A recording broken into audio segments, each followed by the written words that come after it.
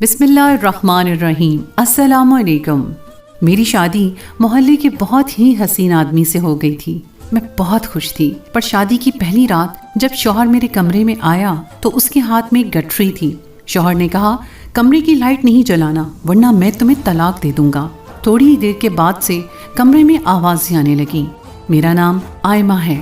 میرا تعلق ایک مڈل کلاس گھرانے سے تھا۔ میری ماں ہمارے خاندان کی سب سے حسین عورت تھی، اتنی حسین کہ 40 کی عمر میں بھی لوگ ان کے حسن کے گرویدہ تھے۔ سب کہتے کہ آئمہ کی ماں بہت خوبصورت ہے، پر میرے بابا ایک نہایت ہی واجبی شکل کے آدمی تھے، اور اس کے ساتھ یہ کہ وہ بہت ہی غصے والے تھے۔ انہوں نے میری ماں کو ساری زندگی پابندیوں میں رکھا، ان کو چین کا سانس نہیں لینے دیا۔ میں اپنی ماں کی اکلوتی اولاد تھی، مگر میں اپنی ماں جیسی حسین بالکل بھی نہیں تھی۔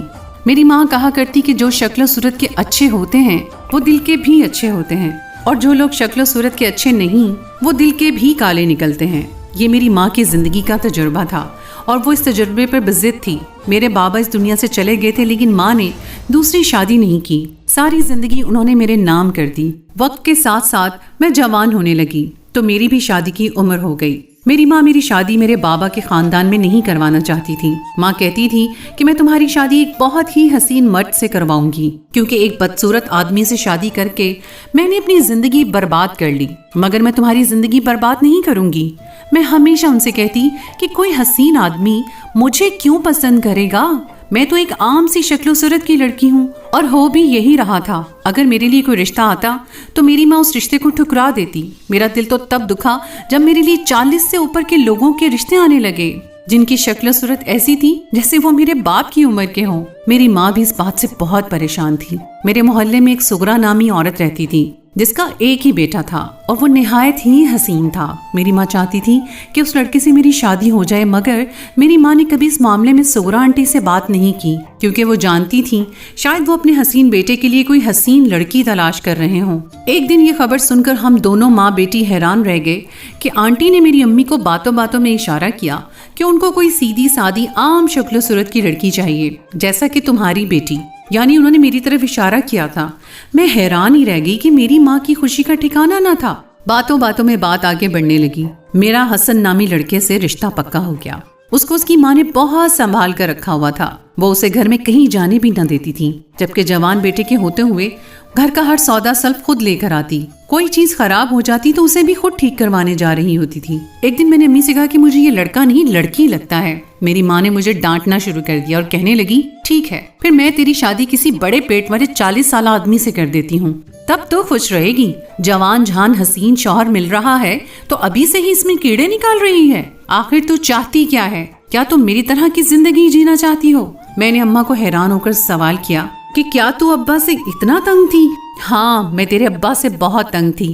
ساری زندگی میں نے لوگوں کی باتیں سنی۔ تو جانتی ہے مجھے لوگوں نے یہاں تک بھی کہا کہ اتنی پیاری لڑکی کو ایسا بدصورت شوہر دلایا ہے، اس کے ماں باپ نے لگتا ہے کہ لڑکی میں کوئی نقص ہے۔ میری خوبصورتی کو بھی انہوں نے میرا گناہ بنا دیا، صرف اس لیے کہ تیرا باپ ایک بدصورت آدمی تھا۔ میں جو تیرے لیے کر رہی ہوں وہ بالکل ٹھیک کر رہی ہوں۔ چپ چاپ جیسا کہتی ہوں ویسا کرتی جا۔ تیری شادی اسی حسن نامی لڑکے سے ہوگی۔ مجھے سمجھ نہیں آ رہی تھی کہ میری ماں آخر کیوں اپنی ضد میں اس قدر پاگل ہو گئی تھی کہ اتنی موٹی موٹی باتوں کو بھی نظر انداز کر رہی تھی کہ وہ لڑکا اتنا خوبصورت تھا تو اس کی ماں اس کی شادی اسی کے جیسی کسی خوبصورت لڑکی سے کیوں نہیں کروا رہی۔ اس کے علاوہ وہ لوگ کافی امیر بھی تھے، جبکہ ہم ان کے مقابلے میں بہت غریب تھے۔ کیا اس حسین اور امیر ماں باپ کے اکلوتے بیٹے کے لیے لڑکیوں کی کمی ہو سکتی تھی، یا اس کے خاندان میں کوئی بھی لڑکی نہیں تھی جس سے وہ شادی کر سکتا؟ سچ تو یہ ہے کہ جب میں نے حسن کو دیکھا تو مجھے بھی وہ اچھا لگا۔ میرا دل دماغ سے سارے سوال پیچھے ہٹ گئے۔ میں سوچنے لگی کہ جب قسمت خود ہی مجھ پر مہربان ہو رہی ہے تو میں کیوں دروازہ بند کر رہی ہوں اس رشتے کے لیے۔ میں مان گئی۔ کرتے کراتے بات نکاح تک پہنچ گئی۔ حسن کی ماں نے کہا کہ اس کی طرف سے زیادہ لوگ نہیں ہوں گے، کیونکہ اس کے سسرال والوں کے ساتھ تعلقات خراب ہیں۔ ان کے ننیال والے اب زندہ نہیں ہیں۔ میری امی بھی اپنے سسرال والوں کو بلانے کے حق میں نہیں تھی۔ ہماری شادی بھی سادگی سے ہوئی۔ شادی کے بعد جب حسن میرے ساتھ آ کر بیٹھے، ہماری کچھ تصویریں بننے لگی تو میں نے نوٹ کیا کہ وہ مجھ سے کچھ ہٹ کر بیٹھے تھے۔ اس نے نہ تو مجھ سے کوئی بات پوچھی، نہ ہی مجھے سلام کیا۔ वो मेरी तरफ देख भी नहीं रहा था। मैं आम शक्ल सूरत की लड़की सही, पर दुल्हन बनकर तो हर लड़की के चेहरे पर नूर आ जाता है। मैं इतनी बुरी भी नहीं लग रही थी कि वो मुझे एक नजर भी ना देखा। आखिर को मैं उसकी बीवी बन चुकी थी। खैर, तो मैं हसन के घर आ गई। मेरी सास ने मुझे मेरा कमरा दिखा दिया, मुझसे 2-4 बातें की और कहा कि वो बहुत थक गई हैं। वो मेरे कमरे से जाने लगी, पर जाते जाते वापस आई और मुझे एक बात कही। कहने लगी, आज से ये तुम्हारा घर है, इस घर की इज्जत तुम्हारी इज्जत है। ऐसी कोई हरकत ना करना जिसकी वजह से इस घर की इज्जत खराब हो, और ऐसी कोई बात भी किसी को ना बताना जिसकी वजह से तुम्हारा रिश्ता खराब हो। मुझे उनकी ये नसीहत समझ में नहीं आई। वो वहां से चली तो गई। मैं अपने खूबसूरत दुल्हे का इंतजार करने लगी। मैं यही सोच रही थी कि वो अपनी माँ का बहुत लाडला बेटा है, इसलिए शायद सबके सामने शर्मा रहा था। लेकिन अब मुझसे वो अकेले में मिलेगा तो मुझसे बातें करेगा। हम एक दूसरे से बहुत सारी बातें करते होंगे। हम एक दूसरे से बहुत सारी बातें करते हुए अपनी नई जिंदगी की नई शुरुआत करेंगे। आज मेरे दिल से मेरी माँ के लिए दुआ निकल रही थी कि जो जुल्म मेरी माँ पर किस्मत और मेरी माँ के रिश्तेदारों ने किया, वो जुल्म उसने मुझ पर नहीं होने दिया। मेरा शौहर भी एक हसीन आदमी था। मैं एक अच्छे खाते पीते घर की बहू थी, जिस पर ना तो किसी नंद भाभी का चक्कर था, ना ही ज्यादा लोग थे। मेरी सास बहुत ही अच्छी औरत मालूम हो रही थी। मैं बेहद खुश थी, लेकिन मेरी सारी खुशी हवा हो गई जब मेरी आंखों ने एक अजीब मंजर देखा। हसन कमरे में 2 घंटे बाद आया। उसको कमरे के दरवाजे में खड़ा देखकर मेरी तो जैसे रूह फना हो गई। उसके पास एक बहुत बड़ी गठरी थी, तकरीबन उसके कद जितनी, जिसको उसने अपने कंधे पर उठा रखा था। वो आते ही कमरे में लेट गया और आकर बेड की लाइट ऑफ की और मुझे कहने लगा, और मुझे लगा कि वो कोई बात तो करेगा, पर वो कुछ नहीं बोल रहा था। मैंने उसे पुकारा, हसन, आपकी तबीयत तो ठीक है? कहने लगा, चुपचाप सो जाओ, मैं बिल्कुल ठीक हूँ। मैंने कहा, ठीक है, आप जरूर थक गए होंगे, मैं कपड़े बदलने जा रही हूँ। उसने कहा, तुम चाहे कपड़े बदलो या जो मर्जी करो, लेकिन खबरदार इस कमरे की लाइट ऑन नहीं करना। मुझे लगा वो वाकई बहुत थक गया है, इतना कि अब उसको रोशनी से भी कोफ्त हो रही है। मैं कपड़े बदल कर सो गई। अगला दिन मेरी रस्मों और मेहमानों में गुजर गया, लेकिन रात को फिर मैंने ये मंजर देखा। जब मेरा शौहर हसन कमरे में आता, उसके हाथ में गठरी होती और वो कहता कि कमरे की लाइट ऑन नहीं करनी। 2-4 दिन तो मैंने ऑन नहीं की और बर्दाश्त किया। एक दिन मैंने लाइट ऑन करने की कोशिश की और कहा कि आपकी शादी मुझसे जबरदस्ती हुई है या आपकी मर्जी के खिलाफ हुई है? आप इस तरह की हरकतें क्यों कर रहे हैं? वो एक अजीब इंसान था, मेरी किसी बात का जवाब नहीं दे रहा था। उसने लाइट ऑन करने से मुझे मना किया और कहा कि अगर तुमने लाइट ऑन की तो मैं तुम्हें तलाक दे दूंगा। मेरे कदमों तले से तो गोया जमीन ही निकल गई। शादी को 4 दिन नहीं हुए और मेरा शौहर मुझे तलाक देने की धमकी दे रहा है, वो भी इस सूरत हाल में कि मेरी कोई गलती भी नहीं थी। रात का न जाने कौन सा पहर था कि मैं रो रही थी। अचानक मैंने अपने आंसू साफ कर लिए, लेकिन मेरे कानों ने कुछ सुना। वो किसी लड़की की सिसकियों से रोने की आवाज थी। मैं हैरान परेशान रह गई। मैं तो रो नहीं रही थी, फिर ये कौन है जिसकी आवाज मेरे कमरे से आ रही है? वो आवाजें मेरे बहुत करीब से आ रही थी। मुझे लगा कि ये मेरा वहम है, मगर आवाज बहुत साफ थी। कोई लड़की बहुत दर्द भरे अंदाज में रो रही थी। मुझे आंसू साफ करने की आवाज, सांस खींचने की आवाज और रोने की आवाज साफ सुनाई दे रही थी।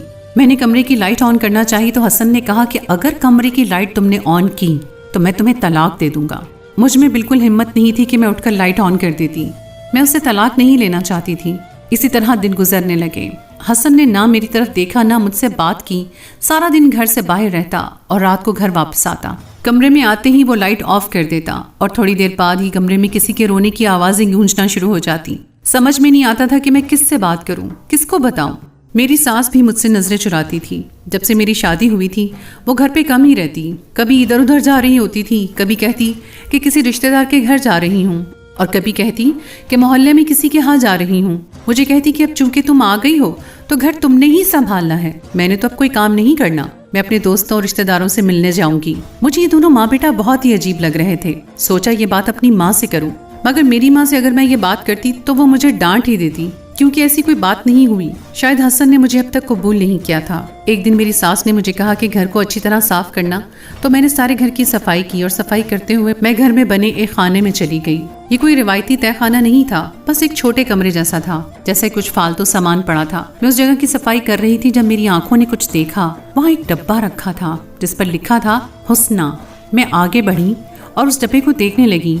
जैसे ही मैंने डब्बे के अंदर झांक कर देखा, मेरे तो 14 तबक रोशन हो गए। उस डब्बे में इस कदर खूबसूरत चीजें पड़ी थी, कोई भी लड़की उन चीजों को देखकर उन पर फिदा हो जाती। खूबसूरत कपड़े, चूड़ियां, जेवरात और जूते। ये किसी 14 से 16 साल की लड़की का सामान लगता था। इतने हसीन जोड़े जैसे किसी ने बहुत प्यार से लिए हों और बहुत महंगे वाले। मैं सोचने लगी कि ये सामान किसका है। हुस्ना नाम की तो कोई लड़की मेरे सास के घर में नहीं, ना ही कोई रिश्तेदार है। मेरी सास का नाम भी साइमा था। वैसे भी ये मेरी सास के दौर का सामान नहीं था, ये तो कोई 6 से 7 साल पुरानी चीजें लग रही थीं। मैंने डब्बे में से एक आछी गुलाबी रंग का खूबसूरत जोड़ा निकाला और चूड़ियां भी। रात को मेरी सास जल्दी सो गई। मैं इस जोड़े को पहनकर खूब अच्छी तरह तैयार हो गई। मैं जानती थी कि आज मैं बहुत हसीन लग रही हूँ। सोच रही थी कि आज तो हसन मुझसे नजरें नहीं हटा पाएंगे, और यही हुआ। हसन जब कमरे में दाखिल हुआ तो उसके पास आज भी वही गठरी थी। मुझे देखते ही उसके हाथ से वो गठरी गिर गई और वो हद दर्जा हैरान नजर आने लगा।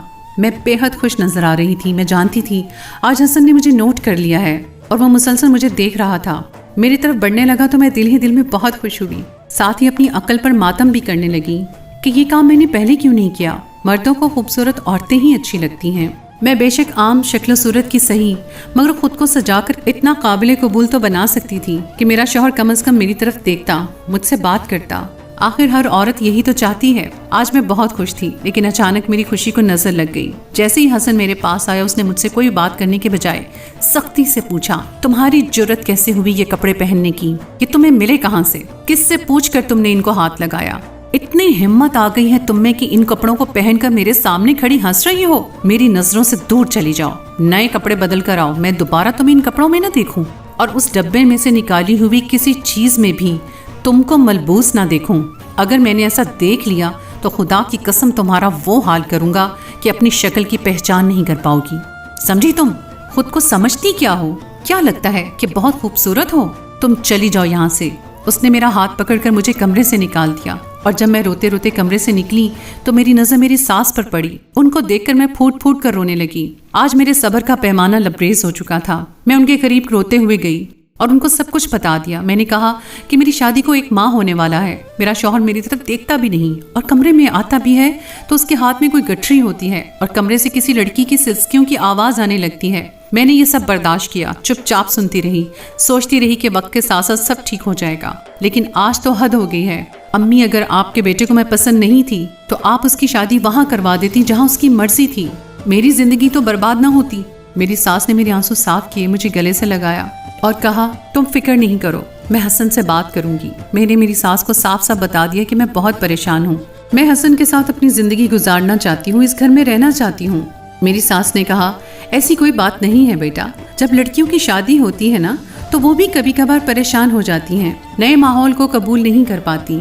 मर्द भी तो इंसान होते हैं ना, वो भी कभी कभी एक नए इंसान को अपनी जिंदगी में कबूल नहीं कर पाते, इसलिए थोड़ा वक्त लेते हैं। तुम उसकी बीवी हो, वो तुम्हारे साथ ही रहेगा, उसको थोड़ा वक्त दो, और मैं भी उसको समझाती हूँ, सब ठीक हो जाएगा। तुम ये बात अपनी माँ से या किसी और से नहीं करना। मैं तुम्हारी माँ हूँ, मैं तुम्हारे मसले का हल निकालूंगी। मुझे मेरी सास की बातों से तसल्ली मिली, मगर मैंने नोट किया कि मेरी सास मुझसे भी ज्यादा परेशान लग रही थी। वैसे तो वो कह रही थी कि ये छोटी सी बात है, ठीक हो जाएगी, लेकिन दरअसल वो मुझसे ज्यादा घबराई हुई थी। अगले दिन मेरी सास ने मुझे कुछ पैसे दिए और कहा कि बाजार से अपने लिए अच्छी अच्छी चीजें ले आओ। मैं बाजार तो चली गई, मगर आधे रास्ते से ही पलट आई क्योंकि मेरा दिल नहीं लग रहा था। मगर जब मैं घर आई तो मेरे कानों ने जो सुना, मेरे पैरों तले से जमीन निकल गई। मेरी सास मेरे और हसन के कमरे में थी और किसी लड़की से बात कर रही थी जो बुरी तरह रो रही थी। मैं हैरान थी कि मेरे कमरे में ये लड़की कौन है। हसन हर वक्त घर नहीं होता। मेरी सास किससे लड़ रही है? मैं दरवाजे पर कान लगाकर उनकी बातों को गौर से सुनने लगी। जब मैंने उनकी बातों पर गौर किया तो मुझे अपनी रगों में खून जमता हुआ महसूस हुआ। मैंने तेरी शादी करवाई, अच्छी भली मासूम लड़की है, और तू ये सब कुछ कर रहा है। तू क्या चाहता है कि ये जमाना तुझ पर और मुझ पर थूके? अरे वो लड़की इतनी भी मासूम नहीं है, कोई भी इतना मासूम नहीं होता। उसको अगर सब पता चल गया तो ये बात सारी दुनिया के सामने आ जाएगी। क्यों तो मेरी जिंदगी भर की मेहनत को बर्बाद करना चाहता है? मैं क्या करूं? मेरा भी तो दिल है जो नहीं मान रहा। उस लड़की को यहाँ से भेज दे अम्मा, मुझे मेरे हाल पर छोड़ दे, खुदा के लिए मुझे मेरे हाल पर छोड़ दे। अब तो मुझसे नहीं रहा गया। मैं सोचने लगी कि आखिर ये क्या हो रहा है। मैंने एक झटके से कमरे का दरवाजा खोल दिया और सामने का मंजर देखकर गोया मेरी रूह फना हो गई। मेरी सास मुझे अचानक वहां देखकर पूरी तरह डर गई। वो मेरी तरफ बढ़ी, पर मैं किसी और को फटी फटी आंखों से देख रही थी। मेरी सास ने कहा, बेटी तुम जैसा समझ रही हो वैसा नहीं है। देखो मैं तुम्हें सारी बात समझाती हूँ, ये मजाक कर रहा है।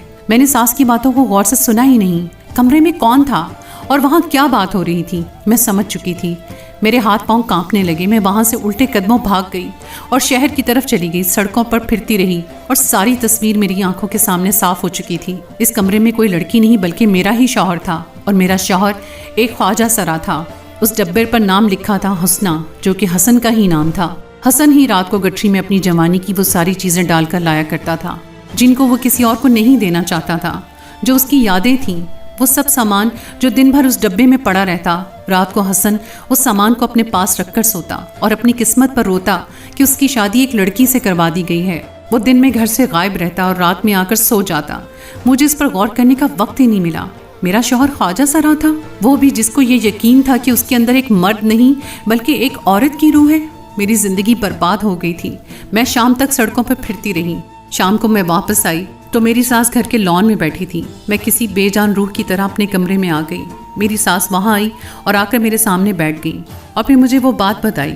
میری شادی کے 8 سال بعد اللہ نے مجھے اولاد دی تھی. ہم سب بہت خوش تھے کہ ہمارے گھر بہت خوبصورت بیٹا پیدا ہوا ہے، پر دائی نے مجھے پہلے ہی دن بتا دیا کہ یہ بیٹا نہیں ہے. میں خاموش رہی، پر یہ راز کب تک راز رہتا. ہاں، میرے شوہر نے مجھے اس لیے چھوڑ دیا کہ اس کی بدنامی نہ ہو.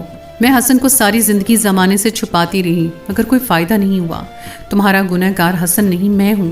میں خود غرض ماں ہوں جس نے اپنے بیٹے کو اس زمانے سے بچانے کے لیے کسی کی بیٹی کی زندگی داؤ پر لگا دی. پر تم فکر نہیں کرو، میں تمہیں اس سب سے نکلواؤں گی. میں تو پہلے ہی دکھوں کی ماری ہوئی ہوں. یہ نہ ہو کہ مجھے تمہاری بھی بد دعا لگ جائے. مجھے معاف کر دینا. میں نے ان کو تسلی دی. میری ساس نے حسن سے میری طلاق کروا دی. میری ماں کو بھی سب بتا دیا. اس نے میری ماں سے بھی معافی مانگی. میری ساس اور حسن وہ علاقہ چھوڑ کر ہمیشہ کے لیے کہیں چلے گئے تھے. میری ماں نے مجھ سے معافی مانگی کہ اس نے جلد بازی میں آ کر میری شادی کروا دی تھی. اب میری ماں نے میری شادی کا ذکر کرنا چھوڑ دیا ہے. میں اپنی پڑھائی پوری کر رہی ہوں. سوچتی ہوں کہ پڑھ لکھ کر کچھ بن جاؤں، اپنی زندگی خود بناؤں. حسن سے بھی مجھے کوئی شکایت نہیں ہے کہ وہ جو کچھ کر رہا تھا وہ اس کے بس میں نہیں تھا. وہ جہاں بھی ہے میں اس کے لیے دعا کروں گی، اس کی زندگی آسان ہو جائے. آخر میں اتنا ہی کہوں گی کہ اللہ کو خالق ماننے والی یہ دنیا اس کی تخلیق سے نفرت بھی کرتی ہے، جبکہ ایسا نہیں کرنا چاہیے. ان جیسے لوگوں کو بھی اللہ نے پیدا کیا ہے، وہ بھی اسی دنیا کا حصہ ہیں. یہ دنیا ان کی بھی ہے جتنی کہ ہماری. ہر انسان کو حق ہے کہ اس کو عزت دی جائے.